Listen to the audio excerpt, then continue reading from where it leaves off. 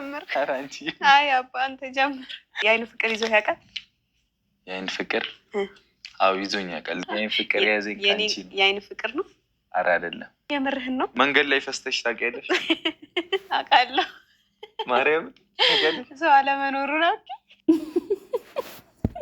የሆነም ልጅ ራደ ማለት እዚህ ጋር መጠቀራት አለ ወንቱ ባይ ገሩ በየከኝቲ ወንቱ ኩን አካ አይቢት አካ እንትናት ይየሎት ላላመለ ወላሂ ላዝም በያ አረባ ከነት በየ በላት ይያደተም ወከቅለን ሳሩት ገዲሳ ደም አሰላሙ አለይኩም ወራህመቱላሂ ወበረካቱ ብለየን ከካካሊ ወምሳል ከረከሙ ተነጋገ ዘኒ በቀርብ ነገር ነው ፈቴ ወዲ ገና ሲንጀት ሲንጀ በረከተ ነው በቀጭተው ተነጋፍራ ምን ረቢ ሲን ራጃት እንጀታ አራራ ጨርቆን ያደ ጨርቃታ አይኑ ፈኑ ጋር ቢዱባችሁ በገነጋዳን ገመቹላን እሽኪላን ገረመነ ከሰይት ነጋ እንደቢተን manni keessa mana barakaa ta'u dhugaa rabbi dubbachuuf ulfaataadha tajaajila keessa yoo ta'ani hararrachittee waa kaasan waalleen qabbanaa'u baga nagaannuuf galanii isiniin jedha dabalata immoo obboleettii keenya salaamina wallaahi bakka isin jirtutti rabbi jajjabinaa kennuuf hundi keessa nu xarootti godhaaf ilmi namaa biyya namaa keessa taa'ee waa lama dhagoo jechuun du'a wayya wallaahi du'a wayya see lama wal duufaa gaafa namatti deebi'u duuti du'a caaluu isaa jechuudha waan gootuun qabdu waan ta'eef lakheer nama hundaafu wallaahi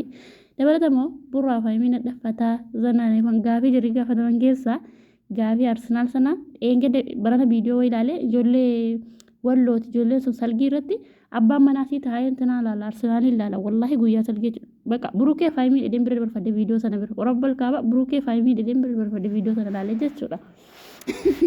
salgiin achitti tudhan jennee maa burukeen bareedduudha burra rabbuun si keessa kaa'ee jaalalasaa siifa dabaluu inni waan goonuu hin qabnu dabalatamo sekarang beekon sekarang kita keessa kubang qabu wallahi gaafichi badaa ulfaata dhugaa rabbi dubbachuuf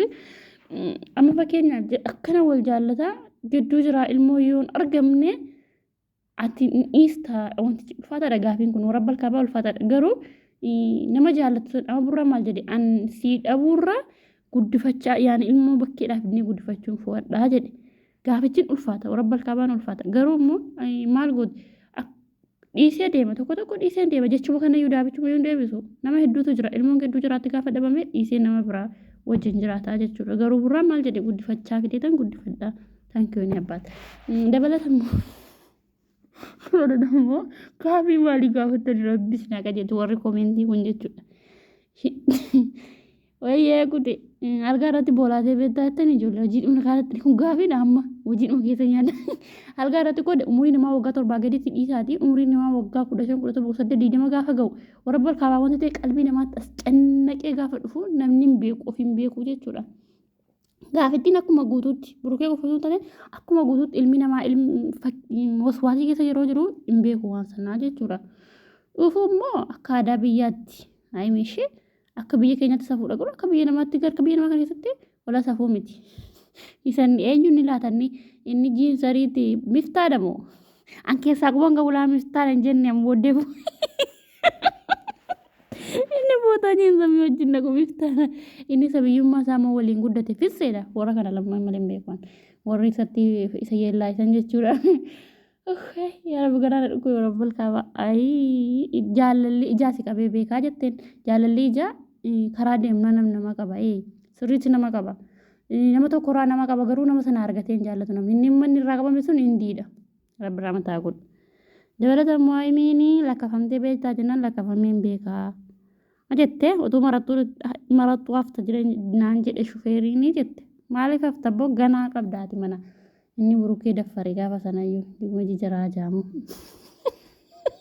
jedhee gaafa sana ilaalanii jijaraa jaamu malee maal goonaree wanti godhan jiru gaafiin jiraa danuudha das nama jedha wallahi viidiyoo jiraa amaana jalqabaan gadhumatti ilaalaa jedha bakka jirtanitti nagaanaaf ta'a.